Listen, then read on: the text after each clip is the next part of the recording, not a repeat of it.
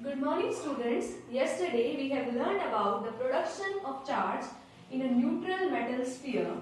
So this is the neutral metal sphere and we have produced charge in this by the method of induction. So this is our charged metal sphere. Charged metal sphere. So here are some important points regarding induction, and the first point which I have already discussed with you in the previous video, there is no contact between the charged and the uncharged body. The next point is charges produced are of equal magnitude. It means that here are 4 negative charges and here are also 4 negative charges which are produced in this neutral sphere after it becomes charged metal sphere. So it means equal magnitude means here are 4 negative. So here which are produced are also 4 negative. So here is equal magnitude of charges. And opposite sign means here we take the example of glass rod. And you know the charge on a glass rod is always positive. And in the charged metal sphere, the charges are produced of negative sign. So these are opposite signs, and hence in induction always the charges produced are of opposite sign. If we here take ebonite rod which is negatively charged, then here charges are produced which are positive in sign. So it means that charges are of equal magnitude but opposite in sign. The next point is there is no loss of charge from charged body. Here are 5 charges on this glass rod, and in the end we see that there remain 5 charges on this glass rod. It means there is no transfer of charge from this glass rod to this metal sphere. Only arrangement of charges takes place in this metal sphere, but no charge loss from this glass rod into this metal sphere. Okay, so there is no loss of charge from the charged body from this rod. Earlier in the case of induction, we have studied how we can produce a charge in one metal sphere, but now we will study how can, by the method of induction, how can we produce charges in 2 spheres simultaneously at the same time. So, here is the one sphere and here is another metal sphere. And here you can take either the example of a glass rod or the example of an ebonite rod, and so we will take the example. So these are 2 metal spheres and this is our ebonite rod. As you know that ebonite rod is negatively charged, and these are our 2 neutral metal spheres. Neutral metal spheres.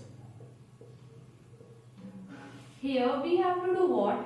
We have to produce the charges in these 2 metal spheres at the same time by the method of induction. This is the second case in the method of induction. So these 2 metal spheres are neutral. It means equal magnitude of charges are present in them.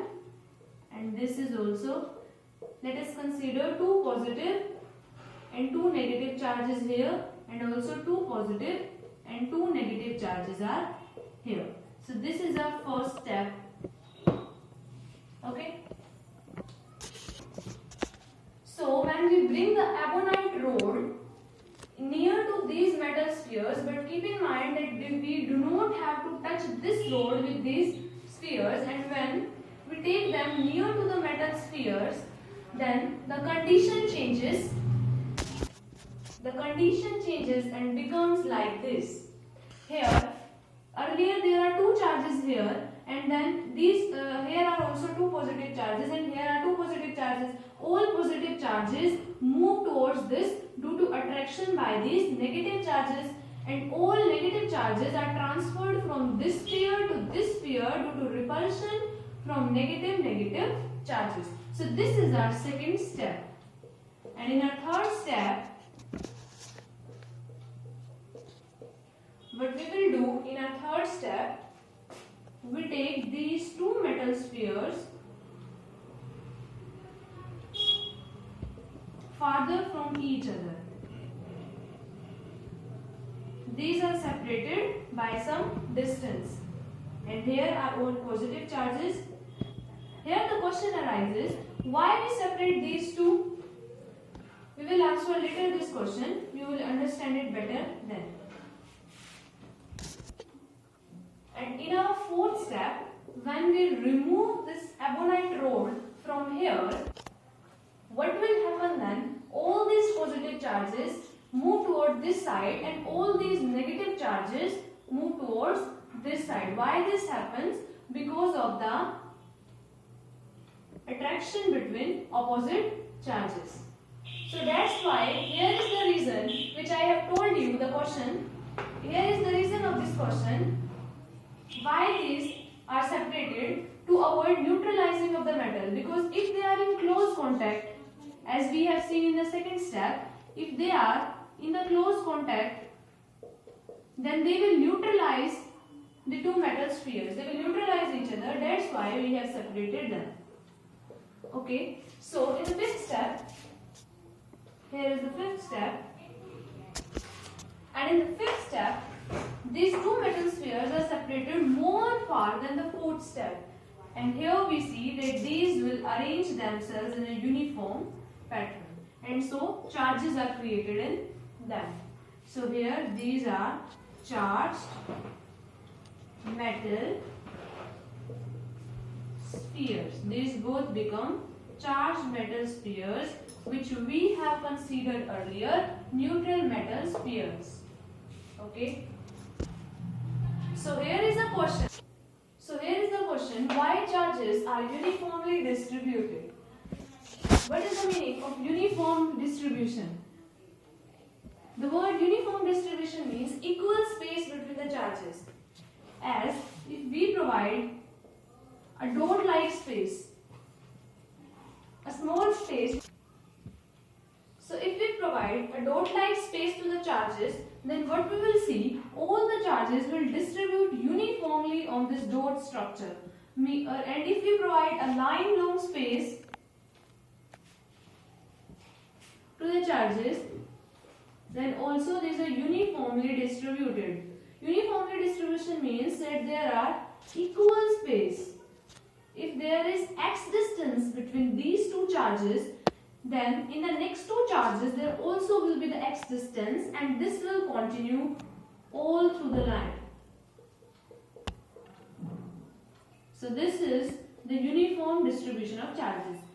And if we provide a room-like space, such a big space like a room to the charges, then also in the room-like space they will distributed uniformly in it. So how can this happen? How charges are distributed uniformly even in a dot, even in a room? So how this happen? The reason for this is due to repulsions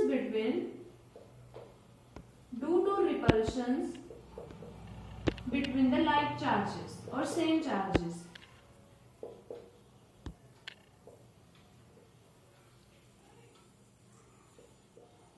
Between the same charges. As you know, there are repulsions between the same charges, positive charge or negative charge. So they repel each other and adjust their positions in the same distances. So there will be same distance due to repulsions between the same charges. Now we have studied two methods of charge production. One is by rubbing and the other one is by induction. And now our third method is by conduction. As I have already told you that there is no contact in induction, but there is the actual contact in conduction. So there is actual contact in conduction. So see, how can we produce charges in a neutral metal sphere with the help of conduction? Here we take a glass rod.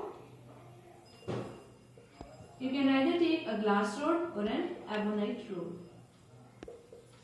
Glass rod, and this is a neutral metal sphere.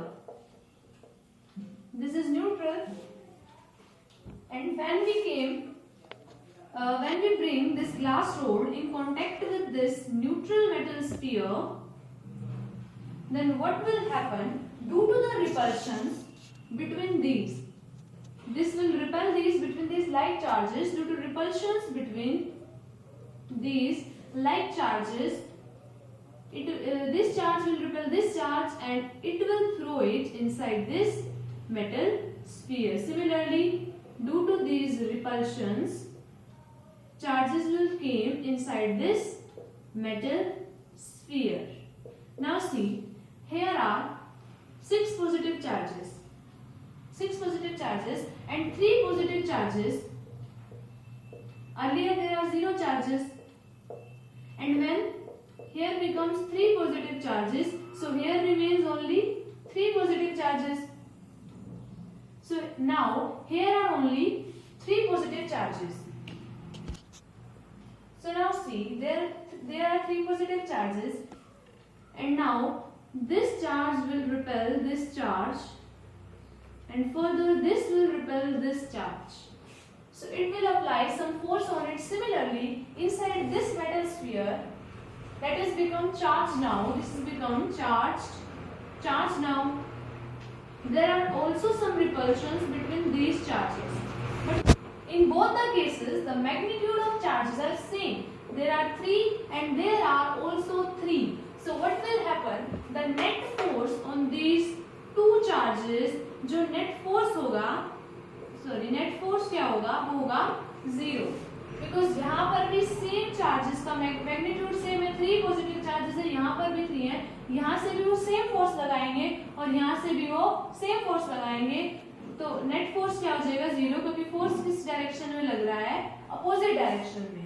Opposite direction में है, इसलिए net force क्या हो जाएगा? 0. तो further transfer of charges stop हो जाएंगी. तो जो हमें ऑब्टेन होगा metal sphere, this is the required metal sphere with 3 positive charges. So this becomes charged now. Hence, it is the method of production by conduction. Okay. Now students, we will study some important points regarding conduction. The first is known to you. The second point is the charges which are produced are of equal magnitude, as you have seen, are of equal magnitude but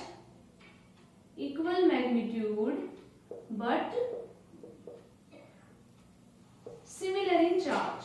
charge उन पर same होगा. Similar in charge.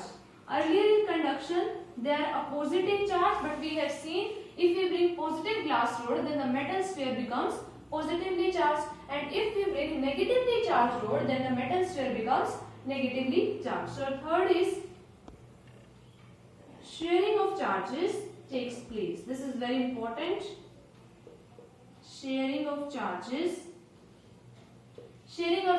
between the glass rod and the metal sphere, because there are, in the last we have seen 3 positive charges in the glass rod, and also there are 3 positive charges. We have to touch them. 3 positive charges in this metal sphere. So here is one important formula regarding this. If we have to find charges by the method of conduction, then what we will do? Let us suppose this is a conducting sphere and this is another conducting sphere with charge QA and QB on it. These are charges, and this is A material, this is B material. When we bring both these conducting spheres in contact with each other, this procedure is conduction.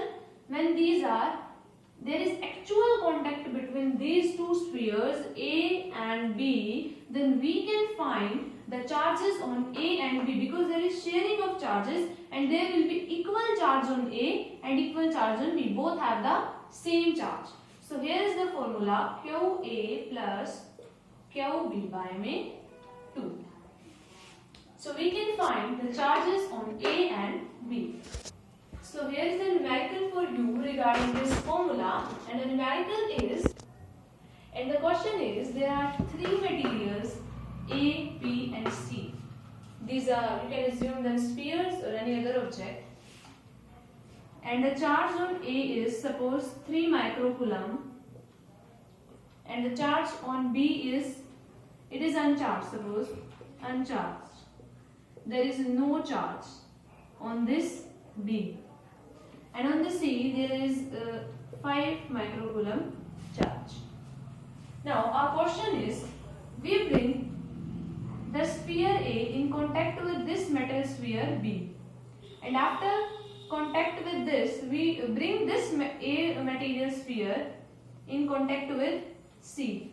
So firstly, what we have done, so how to solve this numerical, and the solution is, in the first case, when we bring this metal sphere A in contact with this metal sphere B, then what will happen? This structure is like this, and during conduction we can find out the sharing of charges by this formula QA, and the charge on this A sphere is 3 microcoulomb plus the charge on this B is, it is uncharged, so here the charge we consider is 0. There is no charge, so 0 by 2. So we get 3 by 2 microcoulomb charge on this A and B after conduction. So here 3 by 2 microcoulomb, and here also after conduction it becomes 3 by 2 microcoulomb. And as per our question, in the case 2, when we bring this metal sphere after conduction with this metal sphere, the charge becomes 3 by 2 on A sphere, and when we bring this A sphere in contact with this metal sphere C, then here also there are sharing of charges, and the charges become 3 by 2 charge on A, 3 by 2 plus charge on C 5, and as per the formula this by 2. Okay, so we have to find the charges on A as per the question, charge on A. Okay, so this become 1.5, and 1.5 plus 5, 6.5 by 2, so this become 3.25 microcoulomb. Okay, so this is the answer, or you can write it as 3.25 into 10 raised to power minus 6 coulomb in the SI unit of charge. Now we will study the effect of mass on the transferring of charges. So here is the topic. So let us consider a material with a positive charge. Positive charge. Positive charge means, as I have already described you in the first video, positive charge means that the material loses some electrons. It loses electron. It means, what is the effect on mass? So it is very important to know that charge transferring depends on mass. It depends on mass of the object from which charge is transferred. So it will lose electron, and how it depends? As you know, the mass of one electron is 9.1 into 10 raised to power minus 31 kg. So this is the mass of one electron, and it loses some electron, so it means its mass decreases. Its mass will decreases, surely decreases. Okay, so there are two conclusions. If object has positive charge,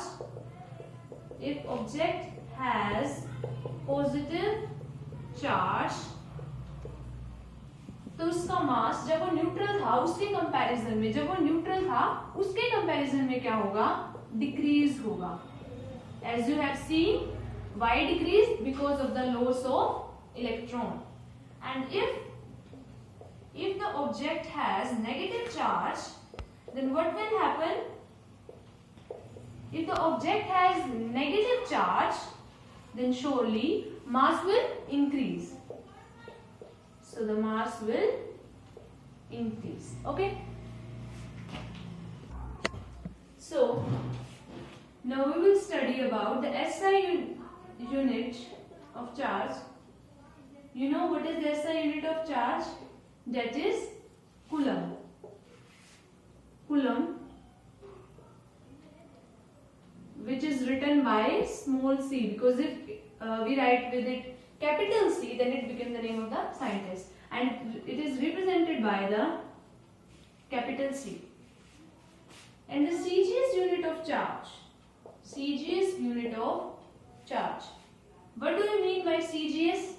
We have studied it in the 11th class. C here refers to centimeter. Means as in the SI unit, length is measured in meters, and the CGS system, length is measured in centimeters. G for gram. So mass is measured in grams, and in the SI unit, mass is measured in kilograms. And this is same for both SI units and CGS units, as is for seconds. Now the CGS unit of charge is state coulomb. This is new for you. State coulomb, or we can say ESU of charge. This ESU is the electrostatic unit of charge. Electrostatic unit of charge. Electrostatic unit of charge. Okay. Here we have to find the relation between the SI unit and the CGS unit of charge. So how do we find? Here is the SI unit and here is the CGS unit. In SI unit, the charge on one electron, you know the charge on one electron in SI system is 1.6 into 10 raised to power minus 19 coulomb. Okay. And the CGS unit, the charge on one electron is 4.8 into 10 raised to power minus 10 state coulomb, or you can say ESU of charge. You have to learn this value. Okay, you have to learn that in CGS system the charge on one electron is 4.8 into 10 raised to power minus 10 state coulomb. Now we will divide them. These both are same. So 1.6 into 10 raised to power minus 19 coulomb is equals to, क्योंकि both क्या हैं, एक ही electron के charges हैं, एक electron पे SI system में इतना है और एक इलेक्ट्रॉन पे CGS में इतना है, तो दोनों एक इलेक्ट्रॉन के ऊपर ही चार्जेस हैं, तो हम दोनों को इक्वल पुट कर देंगे, स्टेट कूलम्ब और ESU ऑफ चार्ज. अब हम क्या करेंगे, हम इन दोनों को डिवाइड कर देंगे. So here is 1 coulomb 4.8 into 10 raised to power minus 10 by 1.6 into 10 raised to power minus 19. So what we get? 3 into 10 raised to power 9.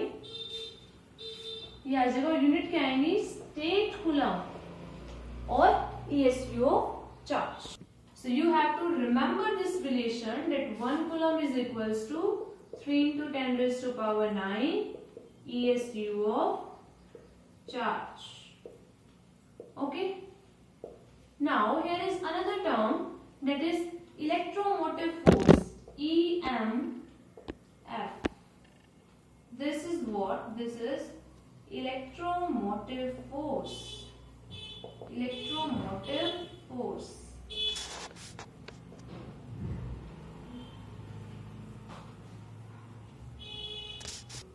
And if we have to find this EMF, we will multiply both the sides by 10. So here 10 coulomb is equals to 3 into, we will multiply this side also by 10 state coulomb or ESU of charge. So this will be the EMF, electromotive force for charge. Now our next topic is the classification of materials. So our first material is the conductors, our second one is insulators, and the third are dielectrics. So here, what are conductors? We have studied them in lower classes. Conductors are what? Substances which conduct electricity.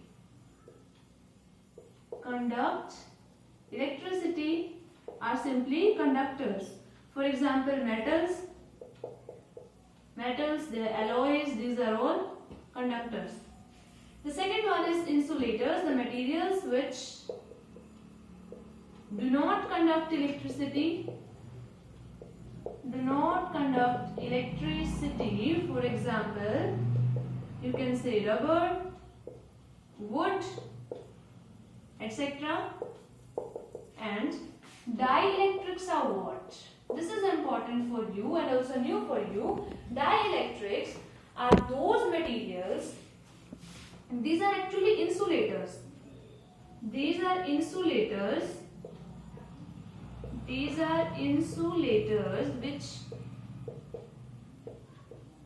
which conduct electricity. Yes, which conduct electricity only in the